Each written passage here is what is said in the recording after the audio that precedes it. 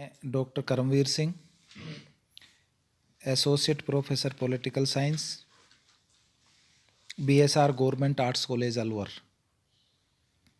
प्यारे बच्चों, आज हम इस ऑनलाइन कक्षा में बीए प्रथम वर्ष का जो पेपर फर्स्ट है, राजनीति विज्ञान के मूल आधार, फाउंडेशंस ऑफ पॉलिटिकल साइंस, इसमें जो आपका टॉपिक चल रहा है लोकतांत्रिक समाजवाद।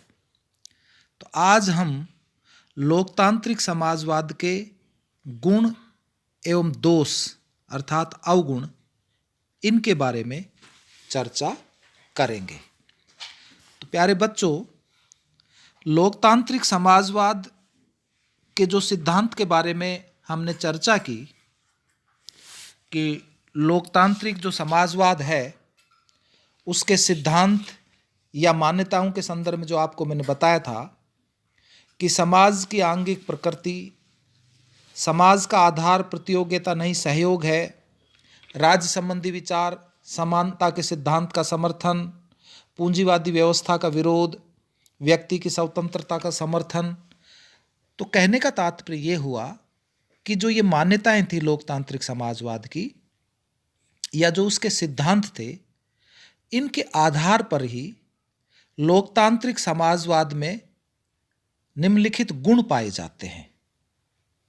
और वो गुण किस प्रकार से हैं या कौन से हैं, जैसे मैं बताऊं आपको कि उसके विभिन्न गुण हैं। जैसे नंबर 1, लोकतांत्रिक समाजवाद व्यक्तिवाद के दोषों का अंत करता है। ये लोकतांत्रिक समाजवाद का महत्वपूर्ण गुण कहा जा सकता है कि लोकतांत्रिक समाजवाद व्यक्तिवाद के दोषों का अंत करता है। तो प्यारे बच्चों, आपको पता होगा कि सैद्धांतिक दृष्टि से या व्यवहारिक दृष्टि से व्यक्तिवाद में भी अनेक दोष हैं और लोकतांत्रिक समाजवादी जो विचारधारा है वो इन दोषों का विरोध करती है और व्यक्तिवाद की तुलना में एक अधिक श्रेष्ठ एवं महत्वपूर्ण दृष्टिकोण प्रस्तुत करती है।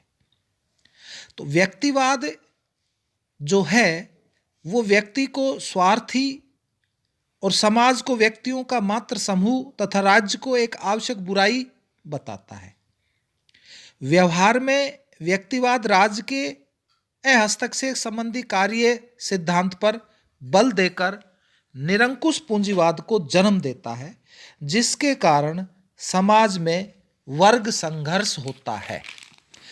तो लोकतांत्रिक समाजवाद व्यक्तिवाद के दोषों का अंत करते हुए व्यक्ति को ऐसा प्राणी मानता है कि जो स्वभाव से सामाजिक है और उसमें परस्पर सहयोग की प्रवृत्ति पाई जाती है।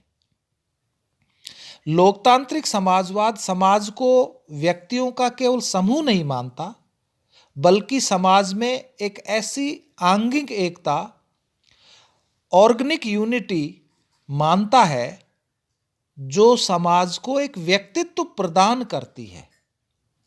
यह राज्य को एक ऐसी महत्वपूर्ण एवं उपयोगी संस्था मानता है जिसके द्वारा संपूर्ण समाज का हित किया जा सकता है। व्यवहार में लोकतांत्रिक समाजवाद राज्य के कार्यों में विस्तार करके पूंजीवाद के दोषों को नियंत्रित करता है और समाज के निर्धन तथा कमजोर वर्ग के हितों की रक्षा करता है और उसमें वृद्धि भी करता है। तो ये लोकतांत्रिक समाजवाद का महत्वपूर्ण गुण कहा जा सकता है। दूसरे, जहां तक उसके गुण के संदर्भ में अध्ययन करें तो ये कहा जा सकता है कि प्रतियोगिता एवं संघर्ष के स्थान पर सहयोग पर बल देता है। जैसा कि इसके नाम से स्पष्ट है, प्रतियोगिता और संघर्ष के स्थान पर सहयोग पर बल देता है। तो प्यारे बच्चों, जो लोकतांत्रिक समाजवाद जो है वो समाज का उसका आधार जो है वो प्रतियोगिता को नहीं मानता है। उसका मत है कि समाज में एक आंगिक एकता है, अतः व्यक्तियों के बीच हितों की रक्षा होती है, इसलिए व्यक्तियों एवं वर्गों के बीच स्वाभाविक स्थिति संघर्ष एवं प्रतियोगिता नहीं है, बल्कि सहयोग है।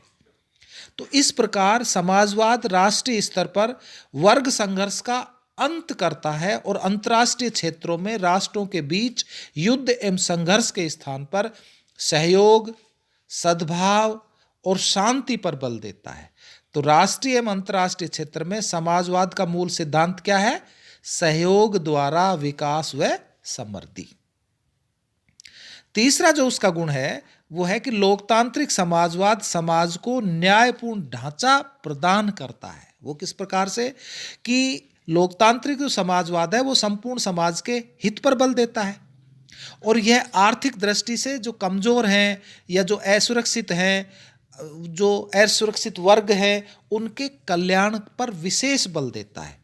इससे समाज के कमजोर वर्गों में शक्ति आती है और वर्ग संघर्ष की भावना मिटती है और वे सार्वजनिक हित के कार्यों में अधिक रुचि लेने लगते हैं। तो इससे समाज में सहयोग एवं एक प्रकार से भ्रातृत्व की भावना बढ़ती है। इस प्रकार लोकतांत्रिक समाजवाद संपूर्ण समाज के हितों की रक्षा करके समाज के ढांचे अथवा व्यवस्था को न्यायपूर्ण आधार प्रदान करता है और इसके परिणाम स्वरूप सार्वजनिक हित में भी वृद्धि होती है। नेक्स्ट उसके जो गुण कहा जा सकता है वो ये है कि वास्तविक समानता प्रदान करता है। व्यक्तिवाद व्यक्तियों के बीच सामाजिक एवं राजनीतिक समानता की तो स्थापना करता है, किंतु आर्थिक क्षेत्र में भीषण असमानता को जन्म देता है, जो मैंने आपको पहले बताई। लेकिन लोकतांत्रिक समाजवादी मानते हैं कि व्यक्तियों के बीच आर्थिक समानता का अभाव होने पर सामाजिक व राजनीतिक समानताएं भी महत्वहीन हो जाती है।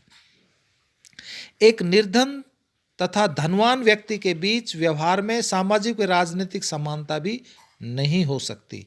तो समाजवाद समाज में फैली भीषण आर्थिक विषमता को मिटाता है और निर्धन व श्रमिक वर्ग के आर्थिक उत्थान के लिए कार्य करता है और समाज के सभी व्यक्तियों को विकास के समान अवसर प्रदान करता है। तो इस प्रकार लोकतांत्रिक समाजवाद व्यक्ति की सामाजिक एवं राजनीतिक समानता का विस्तार आर्थिक समानता का तक करता है। वस्तुतः वह स्वतंत्रता की संपूर्ण धारणा को पूर्णता एवं वास्तविकता प्रदान करता है। नेक्स्ट जो विशेषता है वो ये कि वास्तविक स्वतंत्रता प्रदान करता है कि लोकतांत्रिक समाजवाद जो है वो व्यक्ति की सामाजिक और राजनीतिक स्वतंत्रता का समर्थक तो है ही, आप सभी को पता है, और सभी व्यक्तियों को विकास के अवसर भी प्रदान करता है और उन्हें आर्थिक स्वतंत्रता भी प्रदान करता है। यह धनवान वर्ग द्वारा निर्धन वर्ग के शोषण को रोकता है और उन्हें विकास के अवसर प्रदान करता है। तो इस प्रकार क्या हुआ कि लोकतांत्रिक समाजवाद व्यक्तियों की खोखली स्वतंत्रता के स्थान पर जो वास्तविक स्वतंत्रता है उसकी स्थापना करता है। यह स्वतंत्रता की संपूर्ण धारणा को पूर्णता एवं वास्तविकता प्रदान करता है। छठी जो उसके गुण हैं लोकतांत्रिक समाजवाद के, उसमें आप कह सकते हैं कि वास्तविक लोकतंत्र की स्थापना, कि व्यक्तिवादियों द्वारा स्थापित लोकतंत्र मात्र राजनीतिक लोकतंत्र होता है जो आर्थिक दृष्टि से एक पूंजीवादी लोकतंत्र होता है। इस लोकतंत्र में पूंजीपति वर्ग अत्यधिक प्रभावशाली होता है और वह ही वास्तविक राजनीतिक शक्ति का भोग भी करता है, आप सभी को पता होगा। व्यवहार में पूंजीवादी वर्ग की तुलना में जो निर्धन वर्ग है वो राजनीतिक समानता एवं स्वतंत्रता सीमित तथा महत्वहीन होती है, जो निर्धन वर्ग हैं उनकी। तो व्यक्तिवादी लोकतंत्र में अमीरों और गरीबों के बीच एक प्रकार से जो खाई होती है वो चौड़ी खाई होती है और इसमें लगातार वर्ग संघर्ष भी चलता रहता है और इसके परिणाम स्वरूप क्या होता है कि व्यक्तिवादी लोकतंत्र में नागरिकों के बीच जो भाईचारा होता है उस भावना का अंत कर देता है। लेकिन लोकतांत्रिक समाजवाद है वो व्यक्ति की राजनीतिक समानता और स्वतंत्रता के साथ ही उसकी आर्थिक समानता और स्वतंत्रता को भी महत्वपूर्ण मानता है और लोकतांत्रिक समाजवाद में एक प्रकार से न्यायपूर्ण राजनीतिक और आर्थिक समानता व स्वतंत्रता प्राप्त होती है। तो ऐसे लोकतंत्र में व्यक्तियों के बीच क्या होगा? वर्ग संघर्ष नहीं होगा, बल्कि आपस में भाईचारे की भावना बढ़ेगी। तो इस प्रकार कहा जा सकता है कि लोकतांत्रिक समाजवाद व्यक्तिवादियों के राजनीतिक लोकतंत्र की धारणा को आर्थिक आधार देकर उसे एक वास्तविक लोकतंत्र में बदल देता है। सातवां उसका गुण क्या है? कि आर्थिक साधनों का कुशलतम उपयोग करता है लोकतांत्रिक समाजवाद।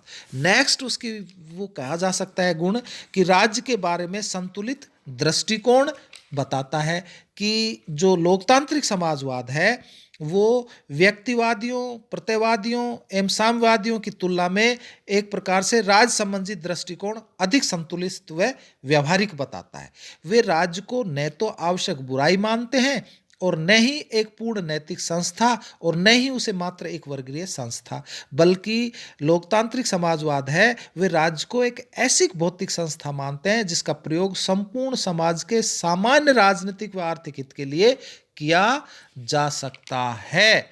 वे राज्य के ऐसे रूप को मान्यता देते हैं जो संगठन की दृष्टि से लोकतांत्रिक हो और नीतियों की दृष्टि से लोक कल्याणकारी भी हो।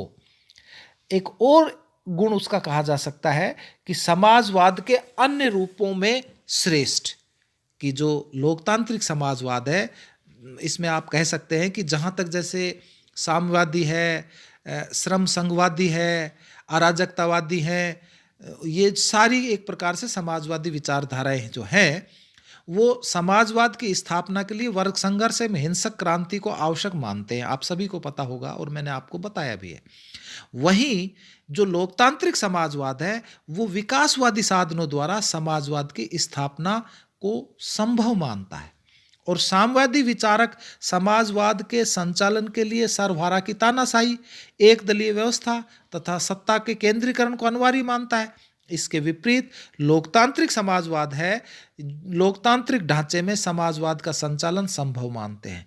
वस्तुतः लोकतांत्रिक समाजवाद के अनेक ऐसे पक्ष हैं जिसके कारण उसे समाजवाद के अन्य रूपों में श्रेष्ठ माना जाता है, जैसे संविधानवाद में विश्वास, लोकतांत्रिक शासन में आस्था, सत्ता का विकेंद्रीकरण करना, वर्गीय हित एवं संपूर्ण समाज के हित में संतुलित स्थापित करना, राजनीतिक व आर्थिक स्वतंत्रता में सामंजस्य स्थापित करना आदि आदि ये उसके मुख्य कार्य कहे जा सकते हैं। तो प्यारे बच्चों, ये लोकतांत्रिक समाजवाद के कुछ महत्वपूर्ण गुण थे जो मैंने आपको बताए। नेक्स्ट जो आपकी ऑनलाइन कक्षा होगी उसमें लोकतांत्रिक समाजवाद के कुछ अवगुण या उसके दोष भी हैं जिनका अपन अध्ययन करेंगे। धन्यवाद।